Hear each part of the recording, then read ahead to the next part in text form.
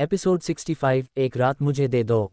Disclaimer, यह कहानी काल्पनिक है। इसमें दर्शाए गए सभी पात्र काल्पनिक है। इसे मनोरंजन के लिए बनाया गया है और आप हमारे इस चैनल पर देख रहे हैं जिसका नाम टोबीरामा संजू नॉवल स्टोरी है। अब आते हैं स्टोरी पर। स्टोरी पर आने से पहले एक बार वीडियो को लाइक कर दूं। अब आगे। लेकिन जब गुरूर ने विद्युत के असिस्टेंट के पास कॉल ट्राई किया तो असिस्टेंट का भी कॉल नहीं लगा। ये देखकर अब गुरूर ने टेंशन में कहा, आखिर चल क्या रहा है वहां पर। ना तो विद्युत का कॉल लग रहा है और ना ही अब असिस्टेंट का कॉल लग रहा है।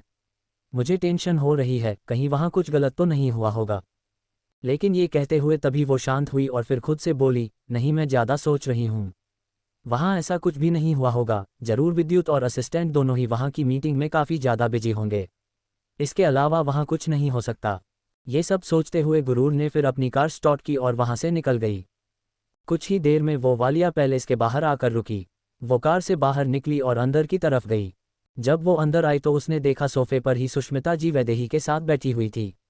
वैदेही को वहां देखकर गुरूर का मुंह बन गया और उसने चिढ़कर कहा, सुष्मिता आंटी, मेरे लिए प्लीज़ कॉफ़ी भिजवा दीजिए, क्योंकि किसी को देखकर मेरा मूड खराब हो गया।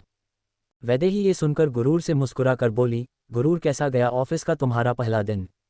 ये सुनकर गुरूर के चलते कदम रुक गए और वो वैदेही को घूरते हुए बोली, तुम्हें कब से ये सब जानने में इंटरेस्ट आने लगा।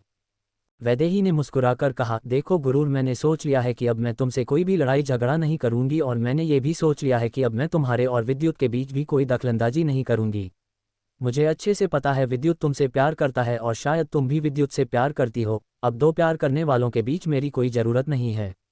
इसलिए अब मैं तुम दोनों से ही दूर हो चुकी हूँ। इसलिए मैं तुमसे अच्छे से बिहेव करने की कोशिश कर रही हूँ।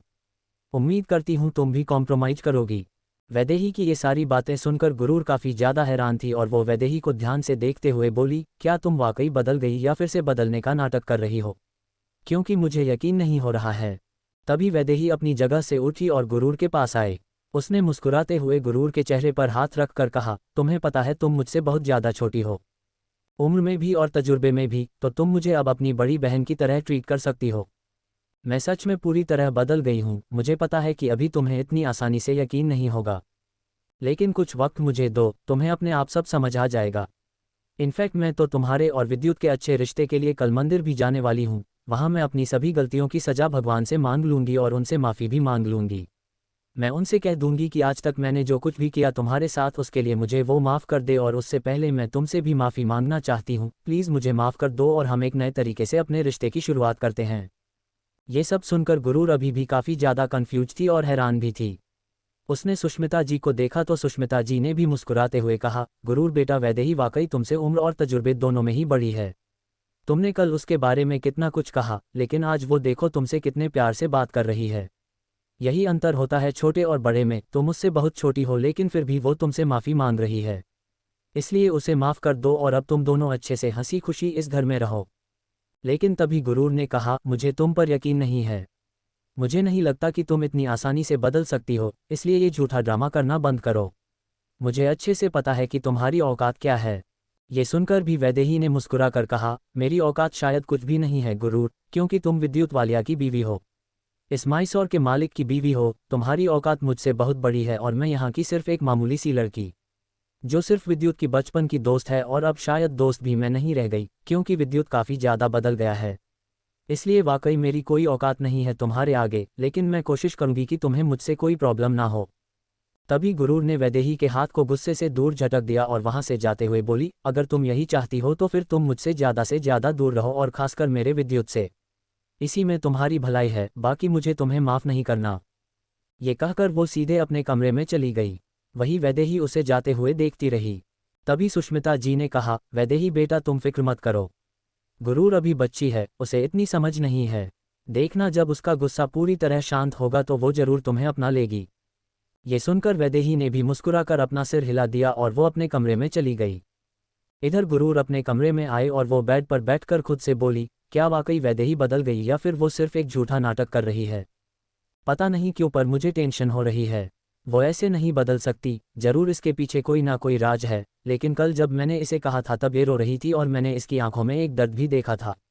शायद इसे मेरी बातों से एहसास हो गया हो कि ये विद्युत की कुछ भी नहीं है और अब विद्युत की सिर्फ मैं हूँ, और शायद इसी वजह से ये बदलने की कोशिश कर रही है। क्या मुझे इसे एक मौका देना चाहिए? लेकिन मुझे पूरी तरह से इस पर यकीन नहीं करना चाहिए क्योंकि ये आस्तीन का सांप भी बन सकती है। ये सब सोचते हुए उसने गहरी सांस ली और फिर वो वापस से अपना फ़ोन देखने लगी। उसने फिर से विद्युत के पास कॉल ट्राई किया पर विद्युत का कॉल नहीं लगा। गुरूर ने अब परेशान होकर कहा, विद्युत तुम मेरा फ़ोन क्यों नहीं उठा रहे हो? मुझे तुम्हें बहुत सारी बातें बतानी है, पता नहीं तुम कब मेरा कॉल पिक करोगे। ये सब कहते हुए वो वॉशरूम में चली गई। कुछ देर बाद वो फ्रेश होकर वापस आए और नीचे गई। रात का वक्त हो चला था और अब डाइनिंग एरिया में सभी मौजूद थे। गुरूर भी जाकर अपनी चेयर पर बैठ गई। तभी नीलेश जी गुरूर को देखते हुए बोले, बेटा विद्युत कब तक वापस आएगा? इसके जवाब में गुरूर ने कहा, कल शाम तक विद्युत वापस आ जाएगा। ये सुनकर नीलेश जी ने अपना सिर हिला दिया और गुरूर अपना डिनर करके ऊपर रूम में चली गई। अगला दिन गुरूर रेडी हुई और ऑफिस के लिए निकल गई। वो अपने डेस्क पर आए तभी किसी ने उसके पास कॉफ़ी का मग रखा। कॉफ़ी देखकर गुरूर ने मुस्कुराते हुए कहा, थैंक यू सो मच, मुझे इसकी ज़रूरत थी। लेकिन ये कहते हुए जैसे ही उसकी नज़र सामने गई वो एक सेकंड के लिए हैरान हो गई और तुरंत हड़बड़ी के साथ बोली, बॉस आप यहाँ क्या कर रहे हैं? आरव खड़ा उसे देख मुस्कुराते हुए बोला, तुम काफ़ी ज़्यादा हार्ड वर्किंग लड़की हो तो मुझे लगा क्यों ना मैं खुद ही अपनी सबसे प्यारी हार्ड वर्किंग एम्प्लॉय को अपने हाथों से कॉफ़ी दे दूँ। ये सुनकर गुरूर ने अब चिढ़कर कॉफ़ी को देखा और उसे वापस टेबल पर रखते हुए बोली, नो थैंक्स, मुझे लगता है आपको ऐसा नहीं करना चाहिए वरना बाकी के एम्प्लॉयज क्या सोचेंगे, क्योंकि मुझे आसपास देखकर नहीं लग रहा कि आपने किसी और को भी कॉफ़ी दी है मेरे अलावा। तभी आरव उसके करीब झुकने लगा। ये देखकर गुरूर तुरंत हड़बड़ी के साथ बोली, सर आप ये क्या कर रहे हैं? प्लीज़ दूर हो जाए मुझसे, वरना मैं फिर से आपको पंच कर दूंगी। लेकिन आरव उसके करीब झुका और उसकी आंखों में गौर से देखते हुए बोला, तुम तीखी मिर्ची हो जो मुझे बहुत पसंद है और इस तीखी मिर्ची को मैं एक बार टेस्ट करना चाहता हूँ। क्या तुम मुझे मौका दोगी खुद को टेस्ट करने का? ये सुनते ही गुरूर गुस्से से भड़क गई। उसने आरव को दूर धक्का दिया और बोली, कैसी घटिया और बकवास बात कर रहे हैं आप? आप ऐसा सोच भी कैसे सकते हैं? क्या आप इसी तरह अपने एम्प्लॉयज के साथ बिहेव करते हैं? मुझे लगता है कि अब मुझे यहाँ से रिज़ाइन दे देना चाहिए क्योंकि इस तरह की कंपनी में मैं हरगिज जॉब नहीं कर सकती। ये कहकर वो गुस्से से उठी और बाहर की तरफ जाने लगी। लेकिन तभी उसे आरव ने पकड़ लिया और गुस्से के साथ बोला, तुम्हें मैं पसंद करता हूँ, इसमें क्या बुराई है? गुरूर ने गुस्से के साथ कहा, लेकिन मैं तुम्हें पसंद नहीं करती, तुम मुझे सिर्फ इरिटेट कर रहे हो, तुम मेरे बॉस हो इसलिए मैं अभी तक तुम्हें टॉलरेट कर रही थी। लेकिन अब तुम्हारी हरकतें देखकर लगता है कि तुम मेरे बॉस बनने लायक नहीं हो, इसलिए मैं अभी के अभी कंपनी से रिज़ाइन दूंगी। ये कहकर वो फिर से जाने को हुई। लेकिन तभी वापस से आरव ने उसे घूरते हुए कहा, तुमने कॉन्ट्रैक्ट साइन किया है, 6 महीने से पहले तुम यहाँ से कहीं नहीं जा सकती और अगर तुमने इस कंपनी को छोड़कर भागने की कोशिश की तो तुम्हारे रिज्यूम को सस्पेंड कर दिया जाएगा और तुम आगे जाकर कहीं भी जॉब नहीं कर पाओगी। जैसे ही गुरूर ने ये सब सुना उसके कदम रुक गए और उसे याद आया कि वाकई ऐसा हो सकता है, क्योंकि इससे पहले जब वो अपने डैड की कंपनी में जॉब करती थी तो उसने ये सारी चीज़ नोटिस की थी और उसे ये पहले से ही पता था। अब गुरूर ने गुस्से के साथ कहा, मैं 6 महीने कैसे तुम जैसे घटिया इंसान को झेलूंगी? देखो मुझे परेशान करना बंद कर दो वरना आगे चलकर तुम्हें बहुत बड़ी प्रॉब्लम हो सकती है। ये कहकर वो गुस्से से वापस अपनी सीट पर बैठ गई और वही आरव उसे देखकर टेढ़ी स्माइल के साथ बोला, गुड गर्ल, इसी तरह मेरी बात मानो और अच्छे से यहाँ पर कम करो, मैं तुम्हें रातों रात पूरी तरह सक्सेस कर दूंगा और अगर एक रात तुम मुझे दे दो तो एक रात में सेटिस्फाइड कर दूंगा। अभी वो अपनी बात पूरी कर पाता उससे पहले ही गुरूर ने एक जोर का पंच उसके मुंह पर मारा और आरव 2 कदम पीछे हो गया। वो गुस्से से उसे देखने लगा। वही गुरूर ने दांत पीसते हुए कहा, मुझसे ऐसी घटिया चीज़ों की उम्मीद मत रखना, मैं बिल्कुल भी ऐसी लड़की नहीं हूँ और ना ही डरने वालों में से हूँ। अगर तुम मेरे साथ बदतमीजी करोगे तो मुझसे बुरा कोई नहीं होगा तुम्हारे लिए। मैं तुम्हारे ऊपर केस कर दूंगी, मैं इस कंपनी के ऊपर केस कर दूंगी क्योंकि मैं भी गुरूर माथुर हूँ। मेरे डैड की खुद की कंपनी है मुंबई में और मेरे पास कई सारी पावर्स भी हैं जिनका इस्तेमाल करके मैं तुम्हें दिवालिया कर दूंगी, इसलिए दूर रहो मुझसे। ये कहकर वो वापस से अपना काम करने लगी। वही ये सारी बातें सुनकर आरव गुस्से से वहाँ से सीधे अपने केबिन की तरफ बढ़ गया। इधर अब तक शाम हो गई थी। गुरूर खराब मूड के साथ ऑफिस से बाहर निकली। वो अपनी कार में आई और चिढ़कर बोली, पूरे 6 महीने मुझे इस ऑफिस में काम करना होगा, पता नहीं मैं यहाँ 6 महीने कैसे बिताऊंगी। आज का मेरा दिन ही बहुत बुरा गया, अब आगे पता नहीं क्या क्या होगा मेरे साथ। लेकिन मुझे हिम्मत से काम लेना होगा और उस घटिया इंसान को अपने करीब बिल्कुल भी नहीं आने देना होगा। ये सब सोचते हुए तभी उसने एक्साइटमेंट के साथ कहा, अब तक तो शाम हो गई है, विद्युत घर आ गया होगा, मैं जब तक उससे मिल नहीं लूंगी तब तक मैं इसी तरह फ्रस्ट्रेटेड रहूंगी। विद्युत मेरे लिए सुकून की तरह है। ये कहते हुए वो मुस्कुराए और फिर उसने अपनी कार तेज स्पीड के साथ पैलेस के लिए मोड़ दी। कुछ देर में उसने अपनी कार पैलेस के बाहर रोकी और वो जल्दबाजी के साथ पैलेस के अंदर जाकर बोली, विद्युत क्या तुम वापस आ गए? ये कहते कहते वो अपनी जगह रुकी और आसपास देखने लगी। तभी सुष्मिता जी किचन से बाहर निकलते हुए बोली, नहीं बेटा, विद्युत अभी तक वापस नहीं आया। हम भी उसकी ही राह देख रहे हैं। जैसे ही सुष्मिता जी ने ये कहा, गुरूर हैरान हो गई और हैरानी के साथ बोली, पर विद्युत ने तो कहा था कि वो शाम तक घर आ जाएगा, फिर क्यों नहीं आया? तभी सुष्मिता जी ने भी परेशान होकर कहा, हाँ, जब वो कहता है तो वो जरूर आता है, लेकिन इस बार वो नहीं आया तो मुझे उसकी टेंशन हो रही है। पता नहीं वो इस वक्त क्या कर रहा होगा। मैंने उसके पास फ़ोन भी लगाया था पर उसका फ़ोन भी नहीं लग रहा है और दादाजी भी बहुत परेशान है।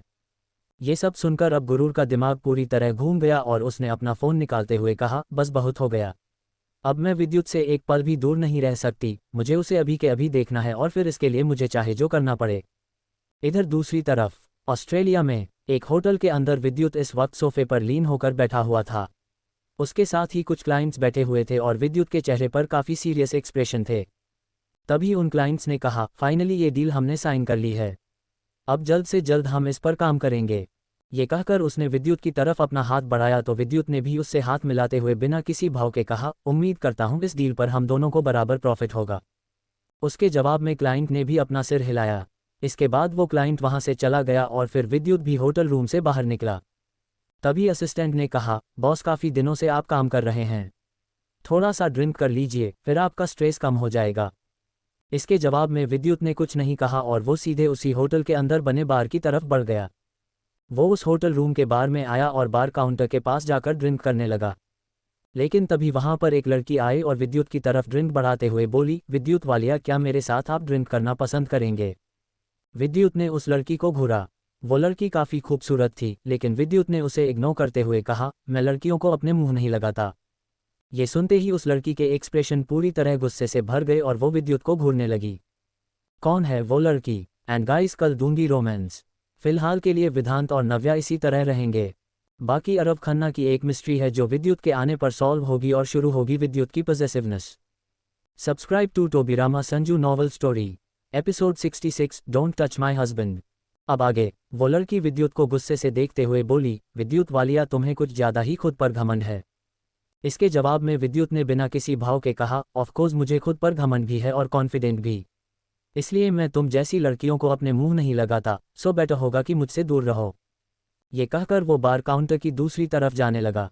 लेकिन वो लड़की गुस्से के साथ विद्युत की तरफ आते हुए बोली, विद्युत, मेरे साथ पार्टनरशिप कर लो, तुम्हें बहुत फ़ायदा होगा। मैं बिजनेस के साथ साथ तुम्हें बेड पर भी अच्छे से सेटिस्फाई करूंगी। ये सुनकर विद्युत के कदम रुक गए और वो तिरछी स्माइल के साथ उस लड़की को ऊपर से नीचे तक देखने लगा। जब उस लड़की ने विद्युत को खुद को ऐसे देखते देखा तो उसके चेहरे पर भी एक स्माइल आ गई। वो विद्युत के नज़दीक आते हुए बोली, मुझे पता था एक बार तुम मुझे गौर से देखोगे तो ज़रूर मेरे दीवाने हो जाओगे, इसलिए तुम्हें मुझे एक मौका ज़रूर देना चाहिए, मैं तुम्हें डिसअपॉइंट नहीं करूंगी। ये कहकर वो अभी विद्युत के चेहरे को छूती उससे पहले ही विद्युत ने अपने ग्लास की वाइन को पूरा उस लड़की के हाथ पर गिरा दिया। ये देखते ही वो लड़की गुस्से से दूर हट गई और बोली, क्या कर रहे हो तुम? इसके जवाब में विद्युत ने बिना किसी भाव के कहा, मैंने ऐसा कब कहा कि मैं तुम्हें अपने बेड तक लेकर जाऊंगा? ये सुनते ही वो लड़की आखिर में गुस्से से गहरी सांस लेकर बोली, विद्युत प्लीज़ मुझे एक बार मौका देकर देखो, मैं वादा करती हूँ तुम्हें बहुत खुश रखूंगी। ये कहकर वो फिर से आगे आए। लेकिन विद्युत वहाँ से बाहर जाते हुए बोला, मैंने तुमसे पहले ही कहा कि मेरे करीब आने की कोशिश मत करो, तुम्हें बहुत तकलीफ होगी। इसी के साथ वो वहाँ से बाहर चला गया। वहीं वो लड़की गुस्से से विद्युत को जाते हुए देखकर बोली, विद्युत वालिया, तुम फिक्र मत करो, बहुत जल्द तुम मेरे करीब मेरी बाहों में होंगे। ये कहते हुए उस लड़की के चेहरे पर एक शातिर मुस्कुराहट आ गई। अगला दिन इंडिया में खन्ना इंडस्ट्रीज। आरव इस वक्त अपने केबिन में बैठा हुआ था और वो गेट की तरफ ही देखे जा रहा था। तभी केबिन का दरवाजा खुला और असिस्टेंट अंदर आते हुए बोला, बॉस, आज मिस गुरूर ऑफिस नहीं आई है। ये सुनते ही आरव के भाव बदल गए और उसने गुस्से के साथ कहा, लेकिन क्यों? कहाँ है वो? इसके जवाब में असिस्टेंट ने कहा, मिस्टर अमन से पता चला है कि उन्होंने आज की छुट्टी ली है। आरव ने गुस्से से कहा, लेकिन मैंने उसे छुट्टी कब दी? इसके जवाब में असिस्टेंट ने नासमझी में कहा, उन्होंने अमन से छुट्टी मांग ली, लेकिन मुझे समझ नहीं आ रहा आप सुबह सुबह उन्हें क्यों ढूंढ रहे हैं? आप उन्हें सुबह सुबह इस तरह से याद क्यों कर रहे हैं? तभी गुस्से के साथ आरव ने कहा, क्या अब मैं तुम्हें बताऊं कि मैं उसे क्यों ढूंढ रहा हूं? ये सुनकर असिस्टेंट को कुछ समझ नहीं आया और उसने ना समझी में कहा, लेकिन बॉस मैं तो बस ऐसे ही आपसे कह रहा था। पर अगर आपको नहीं बताना तो आप मत बताए, लेकिन मिस गुरूर ऑफिस आज नहीं आई हुई है। तभी आरव ने गुस्से के साथ कहा, पता लगाओ वो आज कहाँ गई है।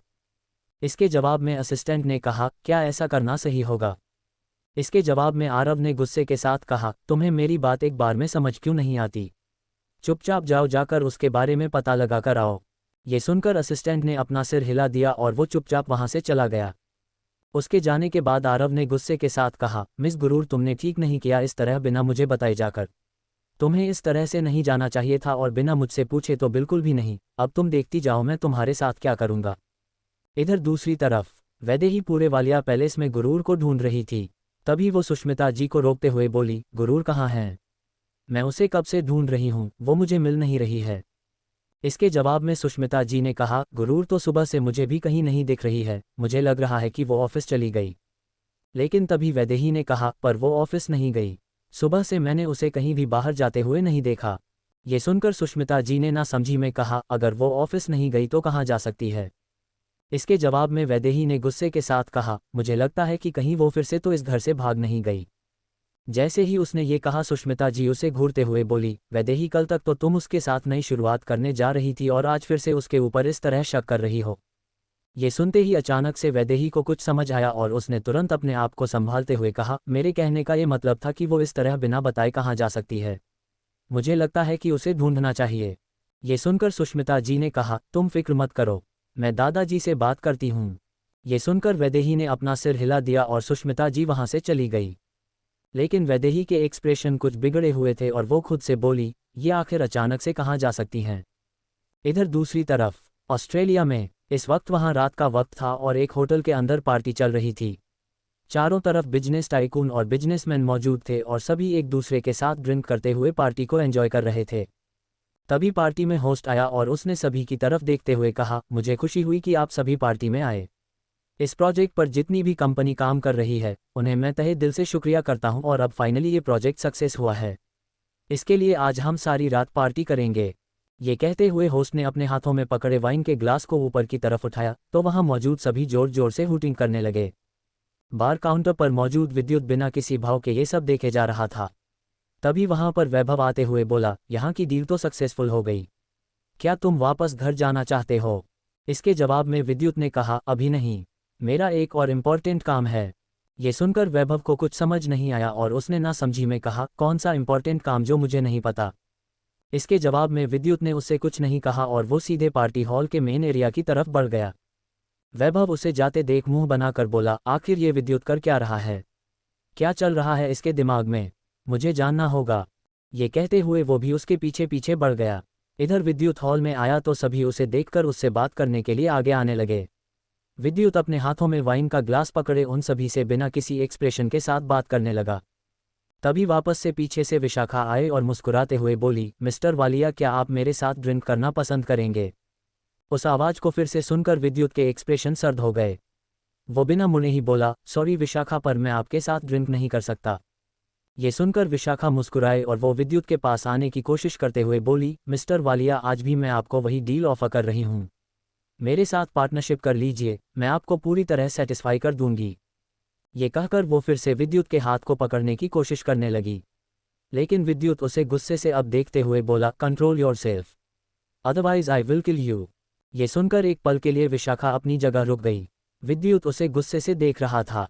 लेकिन तभी फिर से विशाखा उसके करीब आते हुए बोली, आपको बेवजह गुस्सा नहीं करना चाहिए, मैं तो आपके अच्छे के लिए ही कह रही हूँ। आज तक जिस किसी ने भी मेरे साथ पार्टनरशिप की है वो कभी मुझसे निराश नहीं हुआ। मैं आपको अच्छे तरीके से सेटिस्फाई करूँगी, प्लीज़ मेरे करीब आइए, मैंने आपके लिए रूम ऑलरेडी बुक कर लिया है। ये कहते हुए विशाखा के चेहरे पर एक अजीब से एक्सप्रेशन थे। वहीं विद्युत उसे गुस्से से देखने लगा। तभी विशाखा उसके और भी ज़्यादा नज़दीक आए और वो विद्युत के सीने पर हाथ रखने लगी।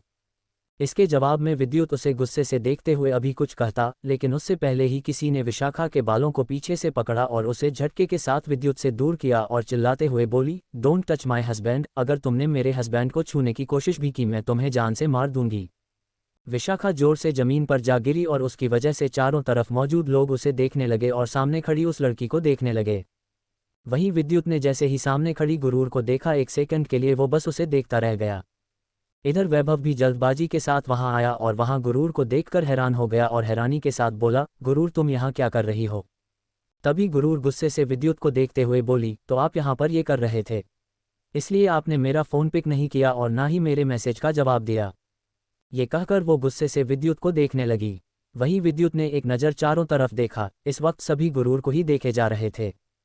तभी विद्युत ने सर्द आवाज में सभी की तरफ देखकर कहा, मेरी बीवी कोई शो पीस नहीं है जो आप सब उसे इस तरह घूर रहे हैं। अपना अपना काम कीजिए। इस आवाज़ को सुनते ही वहां सभी मौजूद लोग हैरान हो गए और हैरानी के साथ एक दूसरे से खुसर पुसर करने लगे।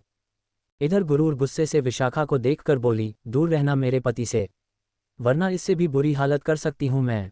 ये कहकर वो गुस्से से आगे बढ़ी और विद्युत की कॉलर को वही सबके सामने पकड़ते हुए गुस्से से बोली, विद्युत बताओ मुझे, क्या तुम यहाँ इसके साथ बिजी थे, इसलिए तुम्हें मेरी याद नहीं आई, इसलिए तुमने मेरे मैसेज का और मेरे कॉल्स का जवाब नहीं दिया? तुम ऐसा कैसे कर सकते हो मेरे साथ विद्युत? वहाँ मैं तुम्हें इतना याद कर रही थी, तुम्हारे कॉल और मैसेज का इंतजार कर रही थी, पर तुम यहाँ इस लड़की के साथ बिजी थे, तुमने ये ठीक नहीं किया विद्युत। ये कहकर वो जोर जोर से विद्युत पर चिल्लाने लगी। वहाँ मौजूद सभी एक बार फिर से उसे देखने लगे और ये सब देखकर वैभव तुरंत उनके पास आते हुए बोला, गुरूर मुझे लगता है कि तुम्हें रूम में जाकर शांति से बात करनी चाहिए, वरना कल की हेडलाइन में तुम और विद्युत ही रहोगे, यहाँ मीडिया भी मौजूद है और सभी तुम्हें देख रहे हैं। लेकिन गुरूर इसके जवाब में गुस्से से बोली, मुझे फ़र्क नहीं पड़ता और ना ही मुझे मीडिया का डर है, मुझे तो सिर्फ विद्युत से जवाब चाहिए, आखिर ये मेरे साथ ऐसे कैसे कर सकता है, ये इस लड़की के इतने करीब क्यों था? तभी विशाखा गुस्से से अपनी जगह से उठते हुए बोली, तो क्या मिस्टर वालिया की शादी हो गई है, और क्या तुम वाकई उनकी बीवी हो? इसके जवाब गुरूर ने गुस्से के साथ कहा, हाँ ये मेरा पति है और मैं इसकी बीवी हूँ। सुन लिया तुमने? क्या अब भी और कुछ सुनना बाकी है तुम्हें? और तुम इस वक्त किसी दूसरे के पति पर लाइन मार रही थी, अब तुम्हें यकीन हो गया या मैं तुम्हें कोई और प्रूफ दूँ? ये सुनकर विशाखा ने गुस्से के साथ कहा, इम्पॉसिबल, मैं कभी यकीन नहीं करूंगी क्योंकि मैं पिछले 2 दिनों से मिस्टर वालिया के साथ मीटिंग्स कर रही हूं, अगर तुम उनकी बीवी होती या वो शादीशुदा होते तो वो ज़रूर मुझे इसके बारे में बताते, लेकिन मैं 2 दिनों से उनके करीब आने की कोशिश कर रही थी, पर इन्होंने एक बार भी इस बात का जिक्र नहीं किया। तुम झूठ बोल रही हो, तुम ज़रूर इन्हें फंसाने की कोशिश कर रही हो। इधर दूसरी तरफ विशाखा ये सब सुनकर और देखकर बहुत ज़्यादा शौक थी और दूसरे पल उसने गुस्से के साथ कहा, ऐसा कैसे हो सकता है? विद्युत वालिया शादीशुदा कैसे हो सकता है? अगर ये शादीशुदा निकला तो फिर मैं अपना मकसद कैसे पूरा करूंगी? मुझे किसी भी तरह से इसे अपने काबू में करना होगा, वरना मेरा मकसद अधूरा रह जाएगा और उसके लिए मुझे कुछ ना कुछ सोचना होगा क्योंकि इसकी बीवी काफ़ी ज़्यादा स्मार्ट है और काफ़ी तेज भी है, इसलिए मुझे बहुत सोच समझ कर सब कुछ करना होगा। इधर दूसरी तरफ कमरे में आते ही विद्युत ने गुरूर को गुस्से के साथ छोड़ दिया और चिल्लाते हुए बोला, तुम्हारी हिम्मत कैसे हुई यहाँ आने की? विद्युत के ऐसे चिल्लाने से गुरूर एक पल के लिए सहम गई और वो विद्युत को हैरानी के साथ देखने लगी। लेकिन वहीं विद्युत वापस से उसके करीब आया और गुस्से से उसे देखते हुए बोला, तुम यहाँ पर बिना किसी प्रोटेक्शन या बिना किसी गार्ड के आए हो? क्या तुम्हें अंदाजा भी है ये कितना खतरनाक हो सकता है तुम्हारे लिए? बेवकूफ़ लड़की, तुम्हारी जान भी जा सकती है। ये सुनते ही दूसरे ही पल गुरूर ने विद्युत की कॉलर को पकड़ा और एक बार फिर से गुस्से के साथ विद्युत के होठों को अपने होठों में ले लिया और उसे किस करने लगी। दूसरे पल विद्युत की भौहें तन गई। Subscribe to Tobirama Sanju novel story episode 67 passionate intimacy. अब आगे। गुरूर गुस्से के साथ विद्युत को किस कर रही थी, वहीं विद्युत की भौहें तन गई और वो उसे एकटक देखने लगा। तभी गुरूर ने गुस्से के साथ विद्युत के होठों को काट लिया। विद्युत ने उसे घूरते हुए खुद से अलग किया और बोला, क्या तुम पागल हो गई हो? इतने गुस्से में क्यों हो तुम? तभी गुरूर ने गुस्से के साथ कहा, विद्युत तुमने क्यों किया मेरे साथ ऐसा? तुम मुझसे प्यार करते हो, लेकिन तुमने मुझे धोखा दिया। तुम्हारी हिम्मत कैसे हुई उस लड़की को मेरे बारे में ना बताने की? तुम ऐसा नहीं कर सकते मेरे साथ। ये कहकर वो फिर से आगे आए और विद्युत के होठों को बुरी तरह काटने लगी। विद्युत ने उसे फिर से दूर किया और गुस्से के साथ बोला, संभालो खुद को, तुम इस वक्त पागल हो चुकी हूँ, तुम्हें समझ नहीं आ रहा कि तुम क्या कर रही हो। तभी गुरूर ने विद्युत को खींचते हुए सीधे बेड पर गिरा दिया। विद्युत की आंखें छोटी हो गई। गुरूर उसके ऊपर आकर बैठ गई और गुस्से से बोली, हाँ मैं पागल हो गई हूँ, मैं आज पूरी तरह पागल हो गई हूँ। तुम यहाँ 2 दिनों से बिजनेस ट्रिप पर नहीं बल्कि यहाँ एंजॉय करने आए हो। तुमने एक बार भी मुझे नहीं बताया और ना ही मेरे बारे में जानना चाहा कि मैं वहाँ क्या कर रही हूँ और क्या क्या हो रहा है मेरे साथ। तुम यहाँ पर उस लड़की के साथ एंजॉय कर रहे हो, तुमने उसे क्यों नहीं बताया कि हमारी शादी हो गई है? क्यों किया ऐसा तुमने मेरे साथ विद्युत? ये कहकर उसने गुस्से से विद्युत की कॉलर को पकड़ लिया। विद्युत उसे ध्यान से देखते हुए बोला, मैंने तुम्हारा कॉल पिक नहीं किया, इसलिए तुम इतनी ज़्यादा नाराज हो गई कि 7 समंदर पार तुम मुझसे मिलने चली आई। जब विद्युत ने ये कहा तो दूसरे ही पल गुरूर को कुछ एहसास हुआ और उसने तुरंत अपना सिर नामे हिलाते हुए कहा, ये किसने कहा कि मैं तुमसे मिलने के लिए आई हूँ? तभी दूसरे ही पल विद्युत ने उसे अपने नीचे कर दिया। अब गुरूर विद्युत के नीचे थी और विद्युत उसके ऊपर था। विद्युत इसके चेहरे को ध्यान से देखते हुए बोला, तुम्हारी आंखें साफ बयां कर रही है कि तुम मुझसे मिलने के लिए कितनी ज़्यादा बेताब थी, और अब जब मैं तुम्हारे सामने हूं तो तुम कितने ज़्यादा सुकून में हो। ये सुनते ही गुरूर तुरंत अपनी पलकें झपकाने लगी। विद्युत ने टेढ़ी स्माइल के साथ उसके गाल को खींचा और बोला, साफ साफ कह क्यों नहीं देती कि तुम मुझसे प्यार करने लगी हो? तुम फिक्र मत करो, मैं ये बात दुनिया वालों के सामने नहीं बताऊंगा। जैसे ही विद्युत ने यह कहा गुरूर का चेहरा लाल हो गया। उसने तुरंत विद्युत को दूर धक्का दिया और बेड पर बैठते हुए बोली, ऐसा कुछ भी नहीं है। मैं तुमसे प्यार नहीं करती, बल्कि मैं तो दादाजी और छोटी माँ के कहने पर यहाँ आई हूँ। ये सुनकर विद्युत के भाव बदल गए और उसने उसे घूरते हुए कहा, मुझसे झूठ बोलने का कोई फायदा नहीं है। तभी गुरूर ने मुंह बनाकर कहा, मैं झूठ नहीं बोल रही हूँ। अगर तुम्हें यकीन ना हो तो तुम फ़ोन करके उनसे पूछ सकते हो, वो तुम्हारे लिए बहुत परेशान थे। तभी विद्युत ने वापस से उसे अपने नीचे किया और उसकी आंखों में घूर कर बोला, तो क्या उन दोनों ने तुमसे कहा कि तुम यहाँ मुझसे मिलने के लिए चली आओ? जैसे ही विद्युत ने ये कहा एक बार फिर से गुरूर चुप हो गई और उसने हिचकिचाते हुए कहा, नहीं उन्होंने ऐसा तो नहीं कहा। पर विद्युत ने उसे बीच में रोकते हुए कहा, तो फिर बात क्लियर है। तुम यहाँ अपने मन से मुझसे मिलने आई हो क्योंकि तुम मेरे बिना अब 2 दिन भी नहीं गुजार सकती, तो तुम सोच सकती हो कि कितनी आदत हो गई है तुम्हें मेरी। मैं लत की तरह हो चुका हूँ तुम्हारे लिए। ये सारी बातें सुनकर गुरूर का दिल जोरों से धड़कने लगा। उसे समझ नहीं आ रहा था कि वो किस तरह रिएक्ट करें। लेकिन तभी उसने तुरंत गुस्से के साथ कहा, नहीं ऐसा कुछ भी नहीं है। ये सब झूठ है, मैं तुम्हें बिल्कुल भी नहीं चाहती, बल्कि हम दोनों के बीच कभी ऐसा नहीं होगा। मैं यहाँ सिर्फ और सिर्फ दादाजी और छोटी माँ के कहने पर आई थी। लेकिन तभी विद्युत ने उसे घूर कर कहा, क्या तुम सच कह रही हो? इसके जवाब में गुरूर ने तुरंत कहा, हाँ मैं बिल्कुल ठीक कह रही हूँ। तभी विद्युत ने उसे छोड़ दिया और अपनी जगह से उठते हुए बोला, कोई बात नहीं, मैं अपने असिस्टेंट से कह देता हूँ वापस तुम्हें इंडिया भेजने के लिए, क्योंकि तुम मुझसे मिल चुकी हो, और तुम घर जाकर उनसे बता देना कि मैं बिल्कुल ठीक हूँ और सही सलामत हूँ। ये कहकर वो वहाँ से बाहर की तरफ जाने लगा। गुरूर ये सब सुनकर हैरान हो गई। वो तुरंत दौड़ते हुए विद्युत के पीछे गई और पीछे से उसकी बाहों से लिपटते हुए बोली, विद्युत कहाँ जा रहे हो तुम? विद्युत ने उसे खुद से दूर करते हुए कहा, मैं तुम्हारे इंडिया जाने की तैयारी करने जा रहा हूँ, क्योंकि तुम यहाँ सिर्फ और सिर्फ उनके कहने पर आए हो। तभी गुरूर ने गुस्से के साथ उसे अपनी तरफ घुमाया और बोली, विद्युत क्या तुम नाराज हो गए? विद्युत ने बिना किसी भाव के कहा, मेरा क्या हक बनता है तुमसे नाराज होने का? ये सुनकर गुरूर ने मुंह बनाकर कहा, विद्युत प्लीज, मेरे कहने का वो मतलब नहीं था। तभी विद्युत ने उसे बाजू से पकड़ते हुए कहा, तो फिर क्या मतलब था तुम्हारा? तुम आखिर क्यों एक्सेप्ट कर नहीं लेती कि तुम मुझसे प्यार करती हो? आखिर किस बात का डर है तुम्हारे अंदर? क्यों ऐसा कर रही हो तुम मेरे साथ? तभी दूसरे ही पल गुरूर ने गुस्से के साथ कहा, क्योंकि डर लगता है मुझे। डर लगता है रिश्ते बनाने में, डर लगता है प्यार करने में। इससे पहले भी मुझे धोखा मिला है, मेरा दिल टूटा। मुझे डर लगता है कि अगर मैंने वापस से तुमसे प्यार का इजहार किया तो फिर से मेरे साथ वही होगा जो पहले हुआ था, और अब मैं दूसरी बार अपना दिल नहीं तोड़ सकती। बहुत मुश्किल से मैं पत्थर दिल बनी हूँ, अगर दोबारा ऐसा हुआ तो मैं पूरी तरह टूट जाऊंगी। ये कहते कहते उसकी आंखों से आंसू निकल आए और वही ये सब सुनकर विद्युत उसे एकटक देखने लगा। तभी वो आगे बढ़ा और उसे कसकर अपने सीने से लगाते हुए बोला, क्या तुम इसीलिए मुझे अपने प्यार का इजहार नहीं कर रही हो, क्योंकि तुम्हें डर है कि मैं तुम्हारा दिल तोड़ दूंगा? गुरूर ने गुस्से के साथ कहा, हाँ विद्युत, मुझे डर है कि अगर मैंने तुमसे अपने प्यार का इजहार किया तो तुम मेरा दिल तोड़ दोगे और एक ना एक दिन मुझे छोड़कर चले जाओगे, और मैं तुमसे दूरियां बर्दाश्त नहीं कर सकती। ये सच है कि मैं यहाँ सिर्फ और सिर्फ तुमसे मिलने के लिए आई थी, मुझे किसी ने फोर्स नहीं किया। इनफैक्ट मैंने तो दादाजी और छोटी माँ से बताया भी नहीं कि मैं यहाँ तुमसे मिलने के लिए आई हूँ। सच कहूँ तो मैं तुम्हारे बिना नहीं रह पा रही थी। तुम्हारी मुझे इतनी आदत हो गई है कि सुबह जब मैं तुम्हारा चेहरा नहीं देखती तो मुझे बेचैनी होती है, और तुमने मेरा कॉल भी पिक नहीं किया, ना ही मेरे मैसेज का जवाब दिया। ये सब देखकर मैं बहुत ज़्यादा घबरा गई थी, और ना ही तुम्हारे असिस्टेंट ने मेरा कॉल या मैसेज का रिप्लाई किया, जिस वजह से मेरे पास आखिरी रास्ता यही बचा और मैं यहाँ पर चली आई। आई एम सॉरी अगर मेरे यहाँ आने से तुम्हें बुरा लगा हो तो।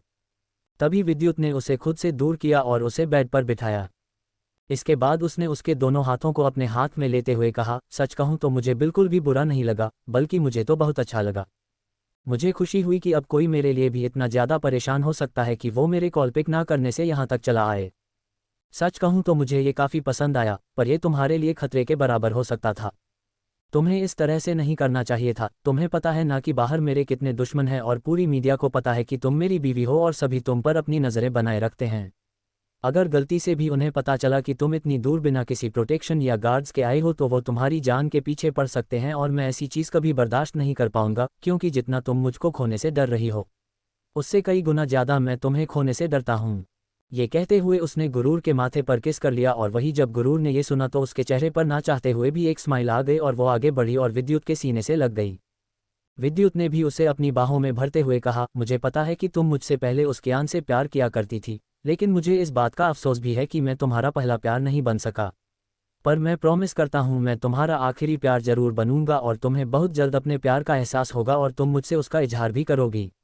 लेकिन तब तक के लिए मैं वेट करूंगा और तुम फिक्र मत करो, मैं तुम्हारे साथ कोई ज़बरदस्ती नहीं करूंगा।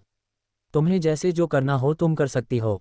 ये सारी बातें सुनकर गुरूर अब बहुत ज़्यादा रिलैक्स हो गई थी और वो विद्युत के सीने से बस किसी छोटे बच्चे की तरह लिपटी रही।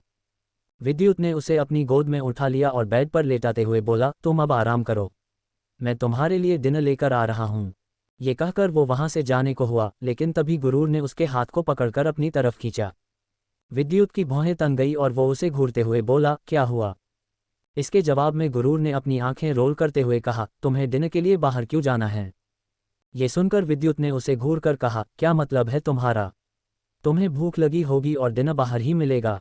मैं खुद से तुम्हारे लिए डिनर लाना चाहता हूँ, मैं किसी नौकर या गार्ड से तुम्हारे लिए डिनर नहीं मंगवाना चाहता। ये सुनकर गुरूर के चेहरे पर एक स्माइल आ गई और उसने विद्युत को डायरेक्ट अपने ऊपर खींच लिया। विद्युत उसके करीब आया और उसके नाक को खींचकर बोला, तुम इतनी ज़्यादा शैतान क्यों हो रही हो? इसके जवाब में गुरूर अपनी गर्म सांसें विद्युत की गर्दन पर छोड़ते हुए कहा, विद्युत तुम्हें नहीं लगता कि मेरा डिनर तुम हो और मैं इस वक्त तुम्हारे लिए भूखी हूँ? जैसे ही गुरूर ने ये कहा विद्युत की भौहें चढ़ गई और वो गुरूर से अलग होते हुए बोला, जस्ट शट अप, ऐसा कुछ भी नहीं होगा, तुम अभी काफ़ी ज़्यादा थक गई हो इसलिए चुपचाप रेस्ट करो, मैं तुम्हारे लिए डिनर लेकर आता हूँ।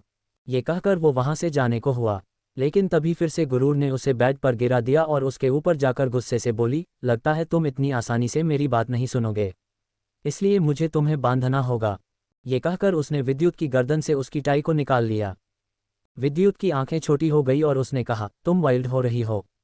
इसके जवाब में गुरूर ने मुस्कुराते हुए कहा, अभी तुमने मेरी वाइल्डनेस देखी कहाँ है? अभी तो ये बस शुरुआत है, आगे आगे देखो क्या होता है तुम्हारे साथ। ये सुनकर विद्युत के चेहरे पर एक तिरछी मुस्कुराहट आ गई।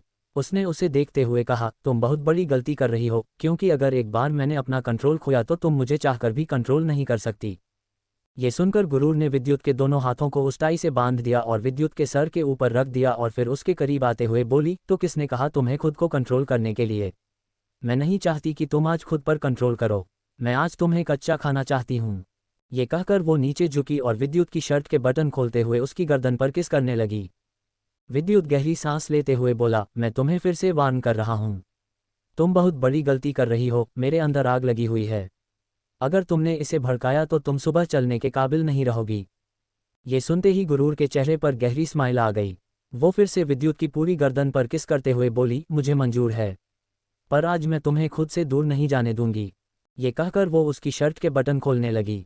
विद्युत ने दूसरे पल उसे अपने करीब करते हुए कहा, मेरे हाथ खोलो, फिर मैं तुम्हें बताऊंगा कि सबसे ज़्यादा यहाँ भूखा कौन है। ये सुनते ही गुरूर की आंखें बड़ी हो गई और वो विद्युत की आंखों में देखने लगी जहाँ उसे डिजायर दिख रही थी। ये देखकर गुरूर का दिल जोरों से धड़कने लगा। उसने खुद से कहा, कहीं मैंने गलती तो नहीं कर दी ये सब करके, क्योंकि विद्युत की आंखें मुझे किसी भूखे शेर की तरह लग रही है। तभी विद्युत ने उसे देखकर टेढ़ी स्माइल के साथ कहा, अब पीछे हटने का कोई फायदा नहीं है, क्योंकि अब तुम चाहकर भी मुझे खुद से दूर नहीं कर पाओगी, अब तुम्हें मुझे सारी रात झेलना ही होगा। तभी ये सुनकर गुरूर फिर आगे आए और विद्युत के होठों पर अपने होंठ रखते हुए बोली, गुरूर माथुर कभी इन सब चीज़ों से डरती नहीं है और मुझे तुम्हारा सब कुछ मंजूर है।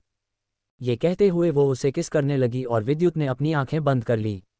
गुरूर उसे गहराई से किस करने लगी। लगभग 15 मिनट की किस के बाद विद्युत ने खुद ही अपने हाथों को खोल लिया।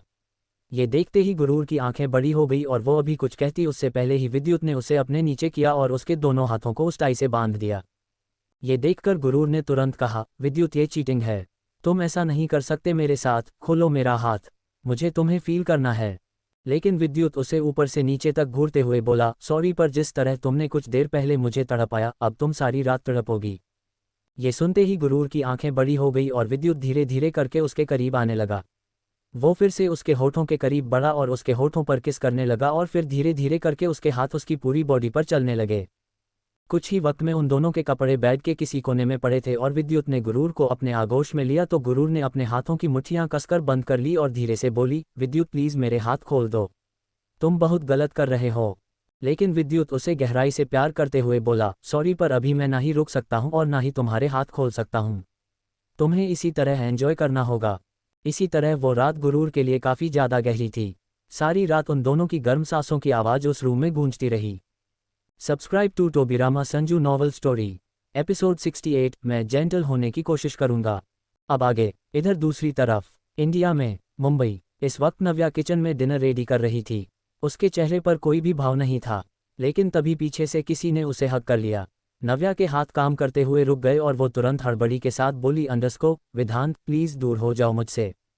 लेकिन विधांत तो उसके गर्दन पर किस करते हुए कहा, अंडरस्को क्यों, क्या हुआ, क्या मेरा टच पसंद नहीं आया? ये सुनकर नव्या ने गुस्से के साथ कहा, अंडरस्को विधांत तुम्हें दिखाई नहीं दे रहा, मैं इस वक्त खाना बना रही हूँ, लेकिन मैं तुम्हें खाना चाहता हूँ। ये सुनकर वो दांत पीसने लगी, फिर गुस्से से पीछे मुड़ी और विधांत को दूर धक्का देते हुए बोली, अंडरस्को क्या तुम्हारा अभी भी मन नहीं भरा? इसके जवाब में विधांत उसे गुस्से के साथ देखते हुए कहा, अंडरस्को क्या तुमने मुझे अपने करीब आने दिया? क्या अभी तक हम फिजिकल अटैच हुए एक दूसरे से? ये सुनकर नव्या ने गुस्से के साथ कहा, अंडरस्को विधांत तुमने मुझसे शादी जबरदस्ती कर लिया ना, उस वक्त के लिए भी थोड़ा इंतजार करो।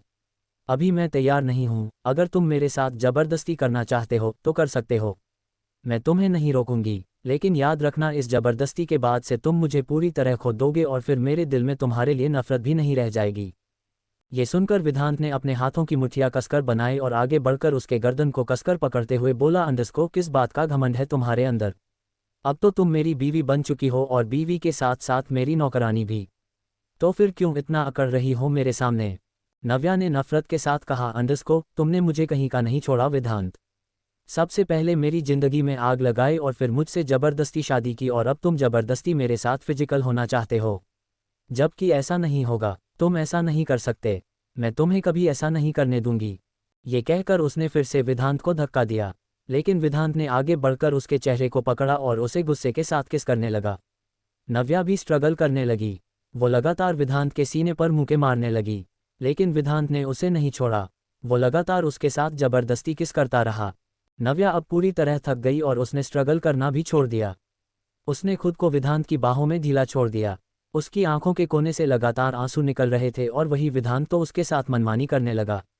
वो उसे किस करते हुए किचन के स्लैब पर बिठा दिया और उसके गर्दन और गले पर बाइट करने लगा। नव्या की आवाज़ उसे पूरे किचन में गूंजने लगी।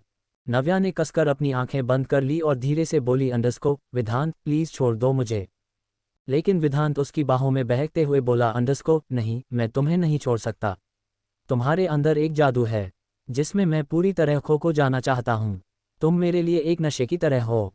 ये कहकर वो फिर से उसके पूरे गर्दन और गले पर किस करने लगा। नव्या सिसकियां निकलने लगी, वो तुरंत स्लैब को कसकर पकड़ ली और बोली, अंडरस्को विधांत प्लीज प्लीज रुक जाओ।